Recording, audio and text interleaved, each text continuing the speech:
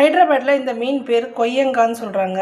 இதில் ஒரே ஒரு முள் தான் இருக்கும்னு சொல்கிறாங்க. நம்ம ஊரில் இந்த மீன் பேர் என்னன்னு எனக்கு தெரியல. ஒரு முள் இருக்குன்னு சொன்னாங்க. ஸோ இது வாங்கின்னு வந்துட்டோம்.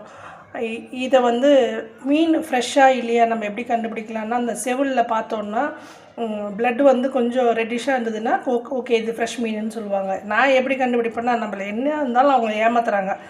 ஃபிஷ்ஷை கட் பண்ணும்போது நான் என்ன சொல்லுவேன், ரொம்ப மெல்லிசாக ஃபைன் கட்டாக பண்ண சொல்லுவேன். இது மாதிரி பண்ணியிருக்காங்கல்ல, இதுலேயும் பாதி கட் பண்ண சொல்லுவேன். அந்த மாதிரி அவங்க கத்தியில் அந்த ஃபிஷ்ஷு வந்து கட் ஆச்சுன்னா அது ரொம்ப ஃப்ரெஷ் மீன். இது வந்து அந்த மாதிரி கட் ஆகலை. இது அந்த மாதிரி கட் பண்ணும்போது என்ன ஆகுதுன்னா சதெல்லாம் வெளில வருது.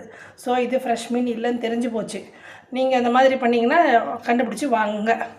இதில் மசாலா நான் எப்படி தடவிருக்கேன்னா, ஃபஸ்ட் நல்லா க்ளீன் பண்ணிவிட்டு இந்த செதிலெல்லாம் எடுத்துகிட்டு நல்லா க்ளீன் பண்ணிவிட்டு இதில் கொஞ்சமாக புளி தண்ணி கெட்டியாக நான் வந்து 2-3 ஸ்பூன் எடுத்துக்கிட்டேன்.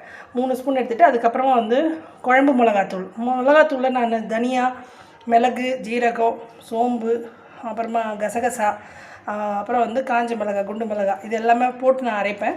ஸோ அந்த மாதிரி மிளகாய் அது மசாலா இருக்கிறதால இது எல்லாமே போட்டாச்சு. இதுக்கு மஞ்சத்தூளும் போட்டு அரைச்சிடுவேன், மஞ்சளும் போட்டு அரைச்சிடுவேன்.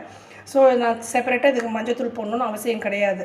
இன்னொன்று, இந்த மீனில் கொஞ்சம் உப்பு அதையும் போட்டு நல்லா பெசரிட்டு ஒரு 1 hour மினிமம் நீங்கள் வச்சிங்க வச்சுக்கோங்களேன்.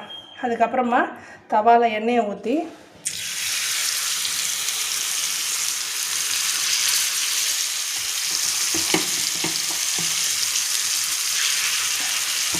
இந்த மாதிரி போட்டு எடுத்தோன்னா